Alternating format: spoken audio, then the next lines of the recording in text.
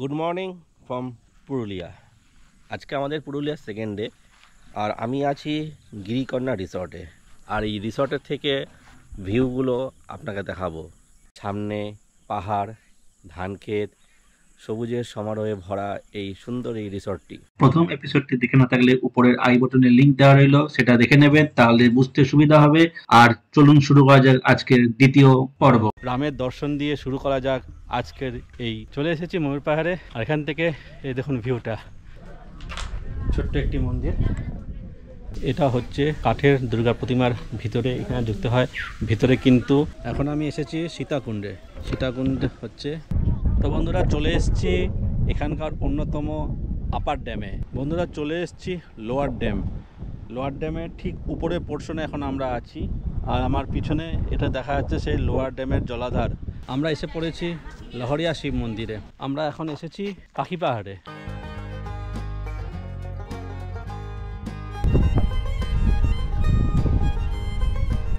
ভগবান শ্রী রামচন্দ্রের মন্দির দর্শন করে শুরু করা যাক দ্বিতীয় দিনের সাইট সিন। এই মুহূর্তে এসে পৌঁছেছি রাম মন্দিরে। চলুন রামের দর্শন দিয়ে শুরু করা যাক আজকের এই পুরুলিয়ার দ্বিতীয় দিনের যাত্রার শুভ সূচনা।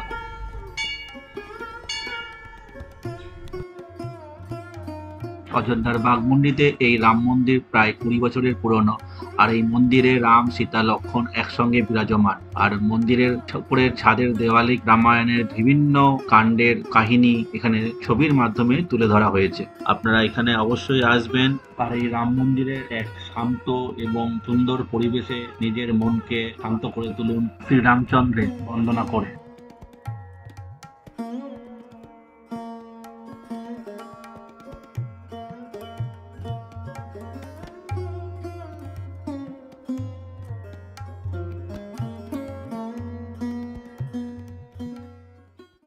হ্যালো বন্ধুরা, আমরা এসে পৌঁছেছি এখানকার ময়ূর পাহাড়ে। আমার পিছনে দেখা যাচ্ছে গাড়ি পার্কিং এরিয়া, আর সামনে রাস্তা ধরে কিছুটা ট্রেক করে উঠলেই পৌঁছে যাব ময়ূর পাহাড়ের উপরে। চলুন এগিয়ে যাই ময়ূর পাহাড়ের দিকে। আর এই যে এখানে হচ্ছে পার্কিং এর জন্য কাউন্টার, আর এখানে পার্কিং করে কিছুটা ট্রেক করে যেতে হবে। চলুন আমরা যাচ্ছি ময়ূর পাহাড়ের দিকে। এই যে রাস্তা, এই রাস্তা ধরে কিছুটা উপরে উঠলেই আপনারা কিন্তু পৌঁছে যাবেন ময়ূর পাহাড়ে। আর আজকে কিন্তু ওয়েদার যথেষ্ট মনোরম, কারণ কালকে প্রচন্ড বৃষ্টি হয়েছে। এই যে দেখুন লোকজন আসে, এই রাস্তায় যেতে হবে ময়ূর পাহাড়ে। এখন আমি এসে পৌঁছেছি ময়ূর পাহাড়ে একদম টপে। চলে এসেছি ময়ূর পাহাড়ে, আর এখান থেকে এই দেখুন ভিউটা। ময়ূর পাহাড় বলা হয় কেন? আগে এই জায়গায় প্রচুর পরিমাণ ময়ূর পাওয়া যেত, যদিও এখন আর পাওয়া যায় না, সেই জন্যই জায়গাটার নাম হয়েছে ময়ূর পাহাড়। আর সেই ময়ূর পাহাড়ের উপর থেকে এখানকার ভিউটা দেখুন, কি অপরূপ সৌন্দর্য। ময়ূর পাহাড়ের উপরে এই সিঁড়ি বেয়ে কিছুটা উপরে উঠলেই আপনারা পেয়ে যাবেন একটা হনুমান মন্দির। তো চলুন আমরা সেদিকেই যাই। এই হনুমান মন্দিরের পাশে একটা ওয়াচ টাওয়ারও আছে।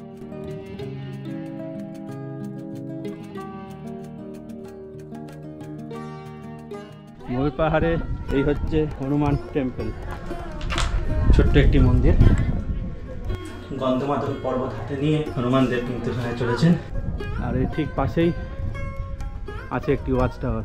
এখানে আসলে এই ময়ূর পাহাড়ের টপ থেকে এই অযোধ্যার একটা পুরো 360 ভিউ পাওয়া যাবে।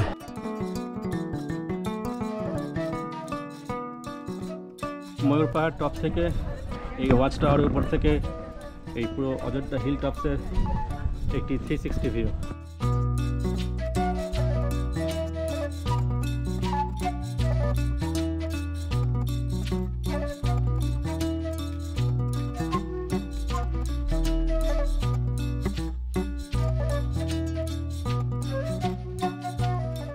আমরা এসেছি কাঠের দুর্গা মন্দির দেখতে।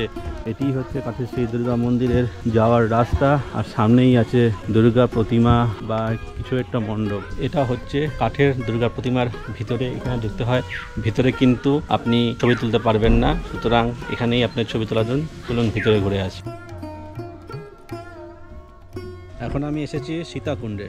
সীতাকুণ্ড হচ্ছে এই যে নিচের এই কুণ্ডটা দেখা যাচ্ছে, এটাই হচ্ছে কিন্তু সীতাকুণ্ড। আর এই সীতাকুণ্ড কেন হয়েছিল তার কারণ হচ্ছে, পুরাণে কথিত আছে শ্রীরামচন্দ্র যখন অযোধ্যার বনবাস থেকে ঘরে ফিরছিলেন তখন শ্রীরামচন্দ্র এবং মাতা সীতা এই পথ দিয়ে যাচ্ছিলেন এবং পথে যেতে যেতে সীতা মাতা খুবই তৃষ্ণার্ত হয়ে পড়েন এবং তখন শ্রীরামচন্দ্র তার ধনুকের সাহায্যে এখানে তীর নিক্ষেপ করে এবং সেই তীর নিক্ষেপের পরে এখান থেকে জলের ধারা নির্গত থাকে এবং সেটি এখন বর্তমানে সীতাকুণ্ড নামে পরিচিত।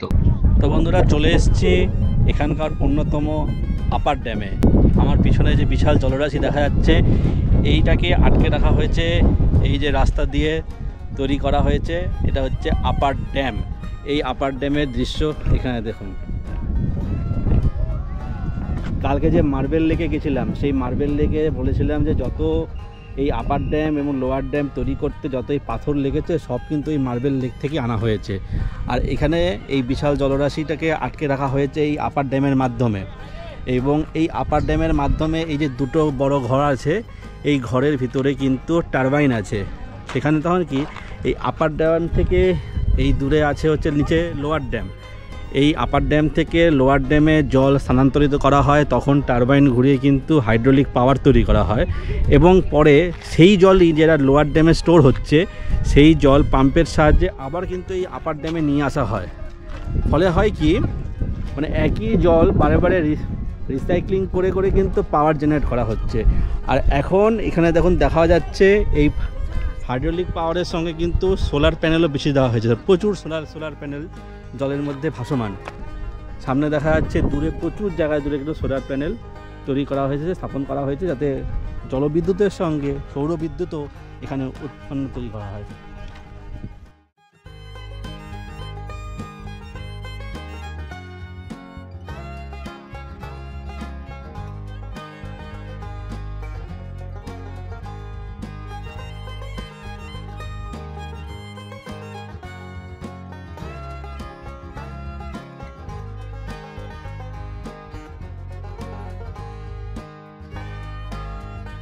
বন্ধুরা চলে এসেছি লোয়ার ড্যাম। লোয়ার ড্যামের ঠিক উপরে পোর্শনে এখন আমরা আছি, আর আমার পিছনে এটা দেখা যাচ্ছে সেই লোয়ার ড্যামের জলাধার। তো সেদিকেই আমরা যাব। তো নিচে হয়তো যাওয়া যায় কিনা জানি না, কারণ এখানে একটা রাস্তা আছে, সেটা যাওয়া যায় কিনা জানি না। তো আমরা রাস্তার পাশে এখান থেকে ভিউ পয়েন্টে এসে দাঁড়িয়েছি, এখান থেকেই আপনাদের সামনে তুলে ধরেছি লোয়ার ড্যামের দৃশ্য।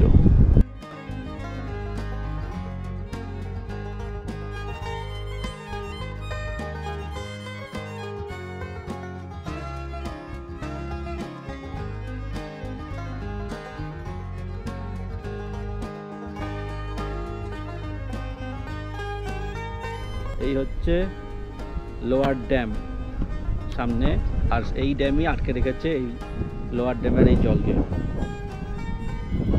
আমরা কিছুক্ষণ আগে ছিলাম আপার ড্যামে, ওই আপার ড্যামের থেকে কিন্তু একটি সুড়ঙ্গ আছে, সেই সুড়ঙ্গের পাইপের মধ্য দিয়ে জল কিন্তু পাঠানো হয় লোয়ার ড্যামে, এবং এই লোয়ার ড্যাম থেকে পাম্প করে আবার জল তুলে পৌঁছানো হয় হচ্ছে আপার ড্যামে। এভাবে জল রিসাইক্লিং হয়, আর প্রত্যেকটার সময় যখন আপার ড্যাম থেকে লোয়ার ড্যামে জল ছাড়ে তখন কিন্তু ইলেকট্রিক তৈরি হয়, হাইড্রোলিক পাওয়ার। আমরা এসে পড়েছি লহরিয়া শিব মন্দিরে।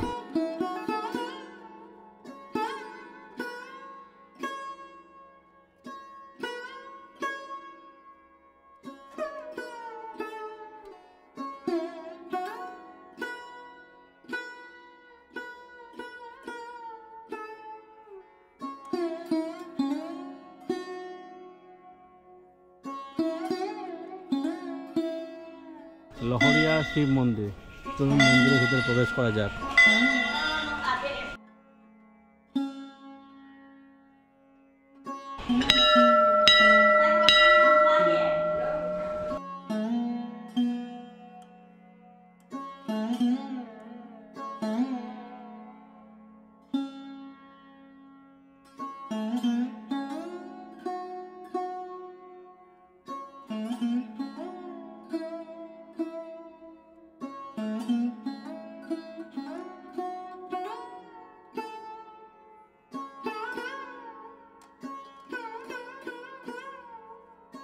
লহরিয়া শিব মন্দির। আর এই শিব মন্দিরের পাশেই কিন্তু আছে প্রচুর দোকান, আপনারা চাইলে এখান থেকে পুজো সামগ্রী কিনে পুজো দিতে পারবেন। আর প্রতি বছর শ্রাবণ মাসে কিন্তু এই মন্দিরে যথেষ্ট ভক্তি সহকারে এবং জনসমাগমের মাধ্যমেই পুজো অর্চনা হয়।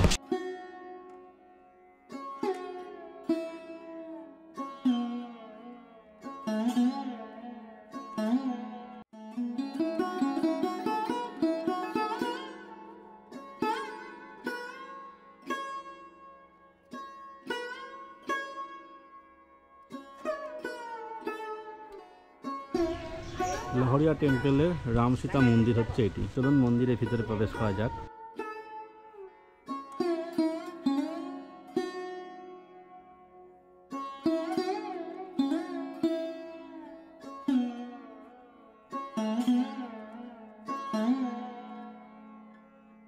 লহরিয়া শিব মন্দিরের পাশেই আছে লহরিয়া জলাধার এবং তার সঙ্গে আছে লহরিয়া ড্যাম। আপনারা চাইলে এটাও দেখে নিতে পারেন এই লহরিয়া শিব মন্দিরের সঙ্গে।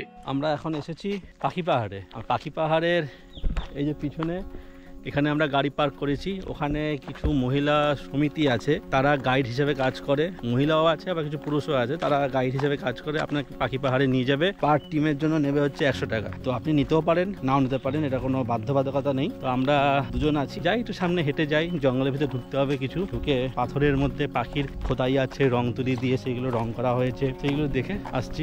আর আপনাদের সামনে সেগুলো তুলে ধরবো। এই মেঠো পথ ধরে কিন্তু জঙ্গলের ভিতরে ঢুকতে হবে, কিছুটা ট্রেক করে যেতে হবে, তাহলেই আপনারা কিন্তু দেখতে পারবেন পাখি পাহাড়ের সেই অপূর্ব শিল্পকলা। আমরা চলে এসেছি পাখি পাহাড়ের একটি শিল্পকলা দেখতে।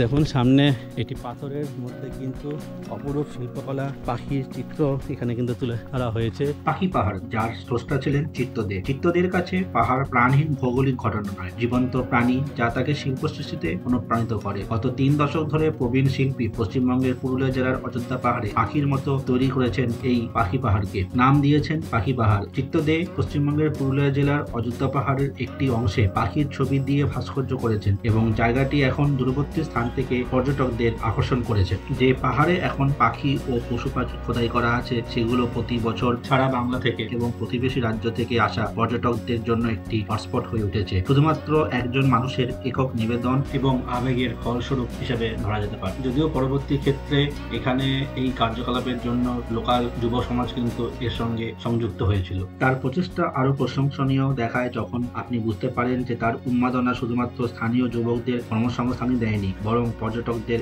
এমন জায়গায় নিয়ে এসেছে যা একসময় মাওবাদী বেল্টের অধীনে ছিল।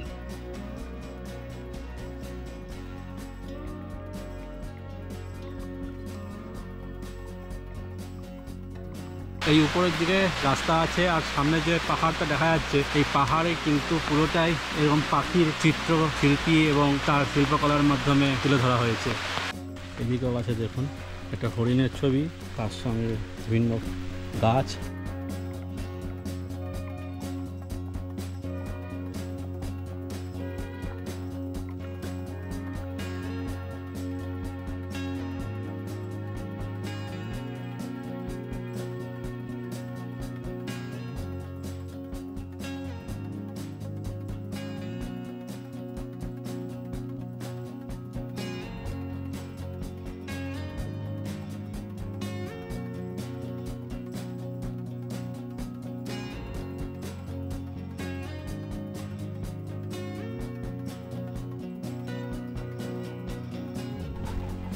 এই দূরে যে পাহাড়টা দেখা যাচ্ছে, এই পাহাড়ের গায়ে বিভিন্ন পাখির ছবি আঁকা আছে, আর এই জন্যই কিন্তু এই পাহাড়টাকে বলা হয় পাখি পাহাড়। ক্যামেরায় কতক্ষণে ধরতে পারছি জানি না, আলো আসছে একটু কম, আকাশ মেঘলা হয়েছে, তো সেই জন্য হয়তো ছবি আসছে না।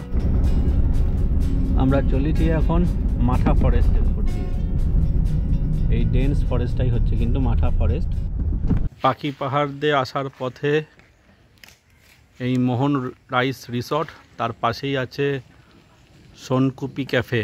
এখানে আপনারা কিন্তু ভালো খাবার দাবার পেয়ে যাবেন। আমরা লাঞ্চটা আজকে এখানেই সারলাম।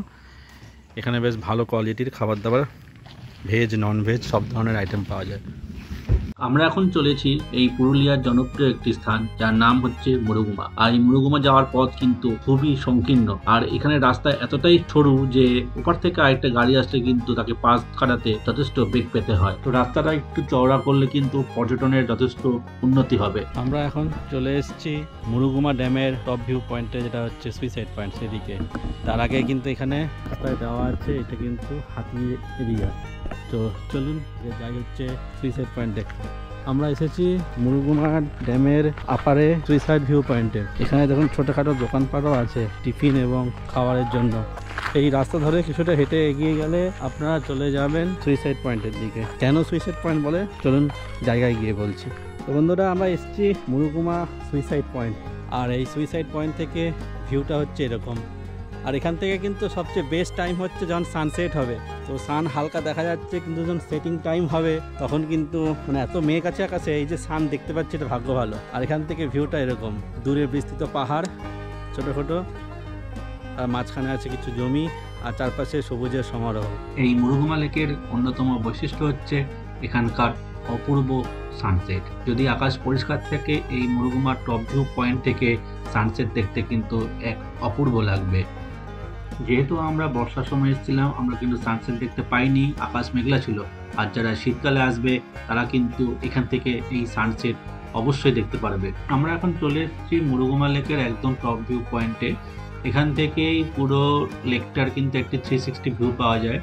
আর আমরা এখন তাড়াহুড়া করছি, কারণ আকাশ কিন্তু প্রচণ্ড মেঘাচ্ছন্ন হয়ে এসছে, দূরে দেখতে পাচ্ছি বৃষ্টিও পড়ছে। তো আমরা এখান থেকে যত তাড়াতাড়ি সম্ভব বেরিয়ে যাব।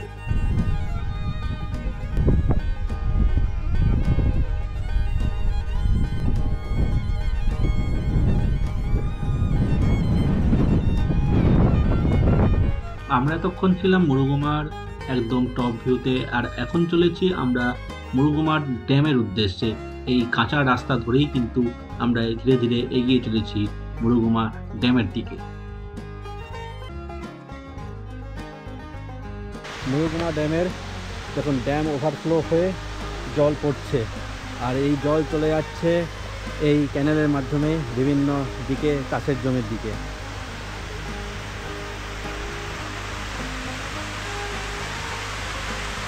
আর এখান থেকেই পুরো মুরুগুমা লেকের ভিউটা দেখুন।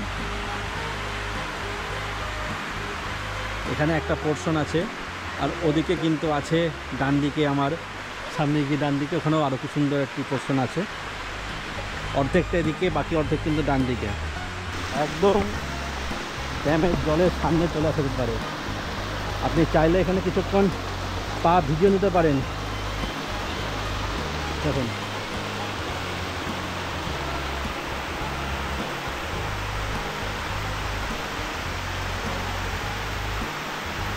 আর এখানে কিন্তু কিছু লোকেরা কিন্তু জালের মাধ্যমে মাছ ধরছে, যেগুলো মুরুগুমা ড্যামের মাছ, মানে মুরুগুমা ড্যামের মধ্যে যে মাছ আছে সেই মাছগুলো কিন্তু এই ওভারফ্লোয়ের জায়গায় কিন্তু হয়তো বেয়ে চলে আসছে, আর সেই মাছই কিন্তু ওখানে কালেক্ট করা হচ্ছে।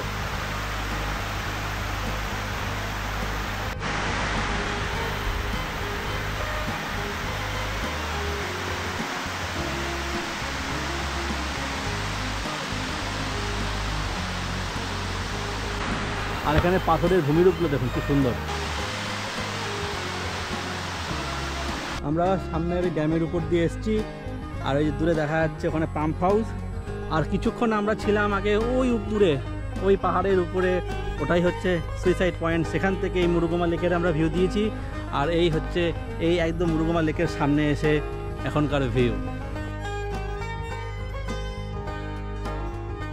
সন্ধে হতে চলেছে, আকাশ মেঘলা, আকাশে কিন্তু বজ্রপাতও হচ্ছে, আর তার সঙ্গে রাখালের দল নিয়ে যাচ্ছে কিন্তু গরুর পাল বেলা শেষে যে যার ঘরে।